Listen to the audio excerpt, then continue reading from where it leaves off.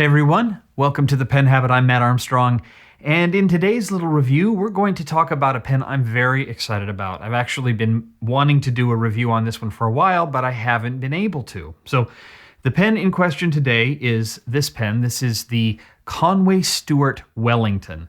I bought this pen about 2 months ago at World Luxe in Seattle, which is near where I live. It's the pen store I go to. Great store, by the way. If you're in the Seattle area, head over there. The people are super friendly. Great store. Again, not paying me. I just like them.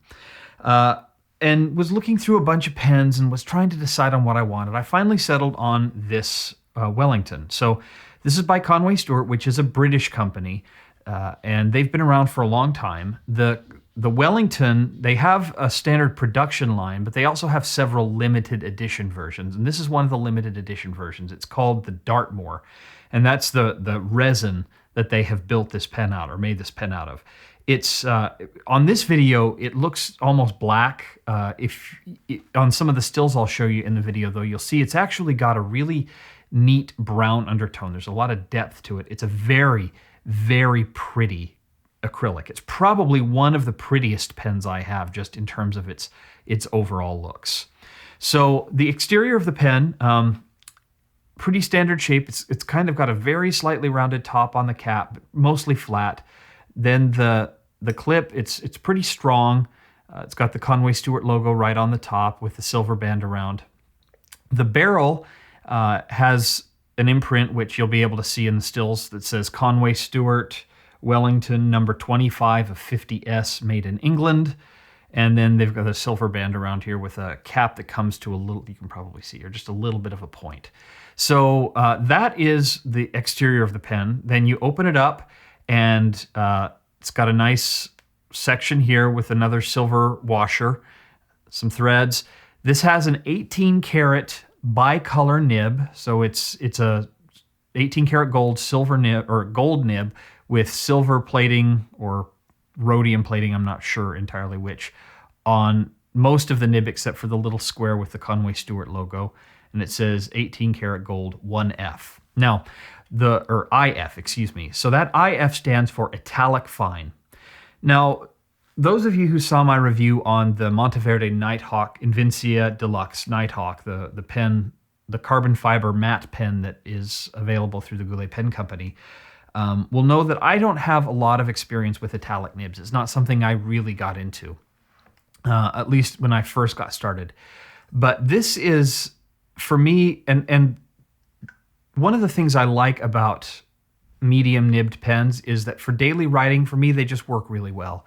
A lot of the italics, I don't have huge handwriting, so a lot of the italic nibs, they're too much. They're just too wide, and when my writing, the E's start to look like I's and the L's start to look like uncrossed T's and things like that, just because the nib is just far too wide for what I'm trying to do. And I don't like, if I'm taking notes or things, writing letters, I don't want to do these giant, big, loopy writing. That's just not my writing style. So this Italic Fine nib is, in fact, it's a pretty fine nib, but it is flat topped. Instead of being rounded, it's flat. So it is still an italic, but it's a very, very fine italic, which I love. I love this nib.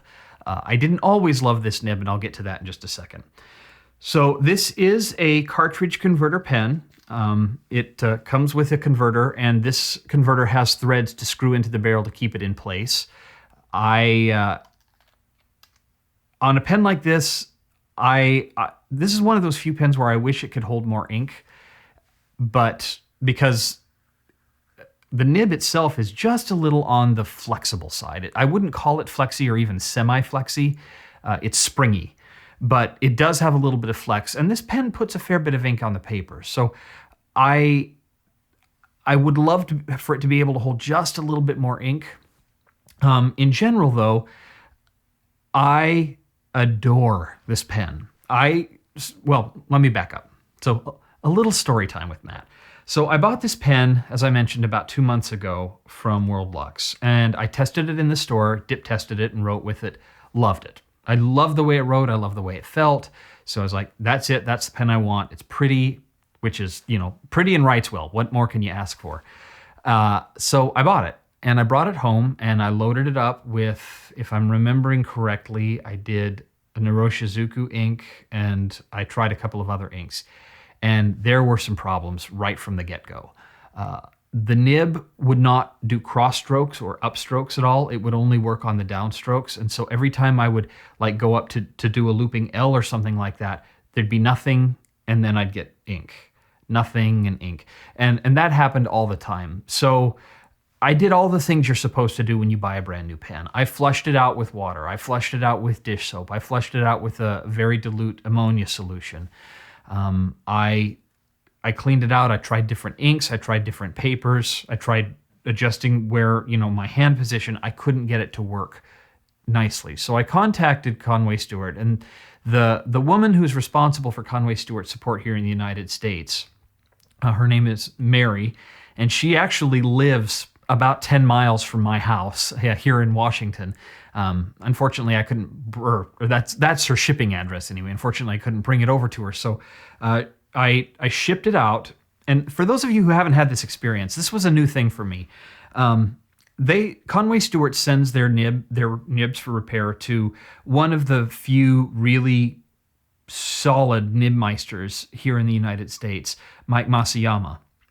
And one of the things they have you do before you send out your nib for repair is fill out this questionnaire. And it's questions like, how do you like to hold your pen? Or do you hold it overhand? Do you hold it, like this? Do you hold it at a high angle, at a low angle? Do you hold it at a regular angle?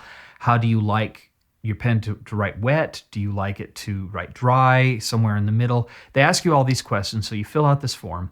And then they have you provide a full-page writing sample. And so I took the pen, filled it up with the same ink that's in it now, and I'll talk about that when we do the writing sample, and wrote out, just as I would write a letter to someone, exactly what the problem was. Every time it would skip or there'd be a hard start or something like that, I went back with a second ink and circled all those instances to show them what was happening when I did it. So sent the pen off to Mary. She sent it off to Mike, and Mike repaired it, did some work on the nib. This is the first time I've ever had a nib that has been customized or adjusted specifically to my taste and the way I write. And oh my goodness.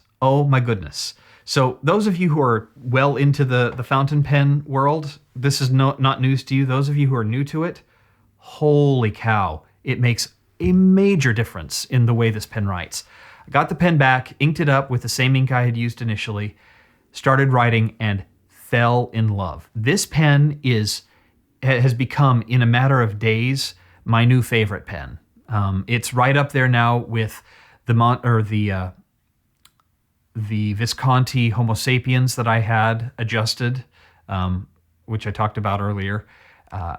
And this is the first one this is up there with my Mont Blanc 149 and my Visconti Van Gogh and Salvador Dali pens. This is one that I want to have with me all the time.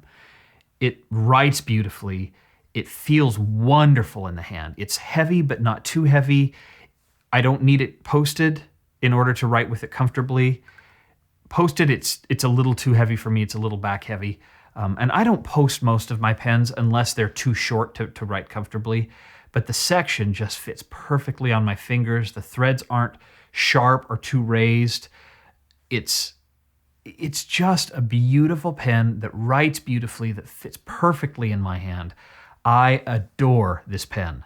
Now, I wish I hadn't had to spend the 2 months without my pen, waiting for it to get evaluated, repaired, and shipped back to me. And especially now that I know that Mike it's August 16th, I think, when I'm recording this video. I'm on vacation, so I'm not paying attention. It's sometime in mid-August, and Mike Masayama, who did the nib adjustment on this one, is holding off on accepting any new ones because he's moving. Once he opens shop up again, then I'm probably going to send 2 or 3 more of my pens to him for adjustment, because the man is a miracle worker. Again, not being paid, just like his work. So that is this is the Conway Stewart Wellington, the limited edition Dartmoor. They have non-limited editions as well, and Conway Stewart has just a massive selection of nibs that you can choose from. From what I've read online, their quality control on the nibs can be a little iffy. So if you get one that doesn't work to your specifications, just send it to someone who can adjust it to the way you write, and oh my goodness, this will be a pen you'll love. I adore this pen. It's one of my everyday use pens now, in just a matter of a few days. So let me stop waxing poetic about this one, and we'll go over to a writing sample, and I'll show you how it writes. All right, so here we are. This is the Conway Stewart Wellington in the Dartmoor finish. As you can see, a very pretty pen. The clip kind of has an interesting little arch to it, rounded top on the top, little kind of point on the bottom, and that nib, fine italic nib I was mentioning. It's kind of hard to see with the way I've got this lit, but let's dive in and do just a little bit of a writing sample then. So this is the Conway Stewart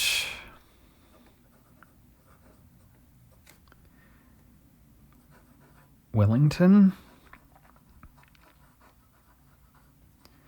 And I am using the Italic Fine 18 karat nib.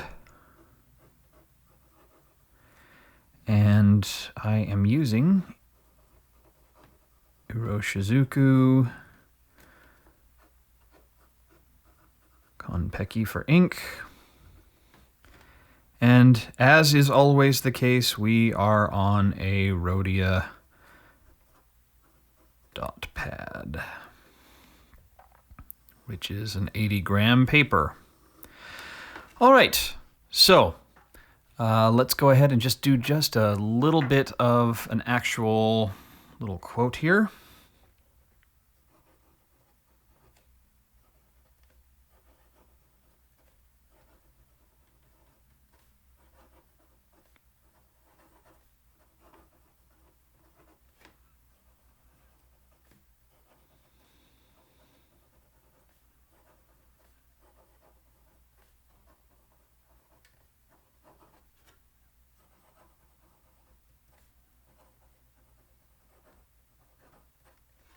Okay, so writes very smoothly. It is actually not surprisingly, it is a very wet pen. It's nice and juicy, but not overly so. You can see there's quite a bit of ink in there, a little on my fingers, and it does the writing very nicely, very smooth.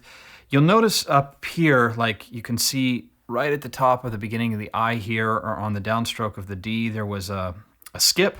That was because I was flexing the nib a little bit. This is, as I mentioned earlier, not a flex nib per se, but there is some springiness. And if you're one of those people who writes with a really heavy hand, you might want to try to find a nib that's a little bit more, stiff, a little less flexy, because this is not made to be a flex pen. You know, the springiness is nice, but if you push it too far, it will railroad or skip. The feed just can't keep up with it. So, and now let me show you a little bit of that line variation. So without any pressure at all, here's what the downstrokes look like. And then we've got the cross strokes, which are actually quite a bit more thin than the downstrokes. But if you're going to start doing a little bit of flex, and let me get it started here, you can see there is some pretty significant line variation there in terms of what you can achieve. You just have to be really careful, because like I said, this is not a flex nib. A little bit more, a little bit more, a little bit more. Don't want to spring the nib. So you can see there's a fair bit of a variation here. In terms of smoothness, because this is an italic nib, it's obviously not going to be quite as smooth as a rounded nib, but it feels very comfortable to write in, and as I mentioned before, it fits just perfectly in my hand. The section is perfectly shaped, the length is for me, and for my hand is just right. So I really, really enjoy this pen. I like that it's a decently wet pen, but not overly so, so it's the sort of thing that I can use to take notes with or write in a journal, and I don't have to use a piece of blotting paper or anything along those lines. I'll show you just a bit of the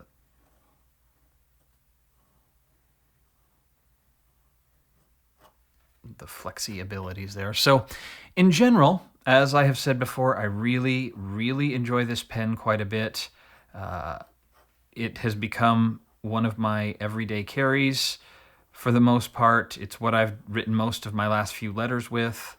Speaking of letters, before we go on, if anyone wants to go ahead and write me, I will display my address, my mailing address down at the in the comments below, and you can send a letter. I always love getting letters and pen pals. I don't have a lot of people in my life who actually do write, so feel free to send me a quick postcard or something, and I'll send something in return. Anyway, I hope you have enjoyed this look at the Conway Stewart Wellington in the Dartmoor finish. Thank you very much for watching, as always, and we will see you here next time on The Pen Habit. Have a good one. Bye.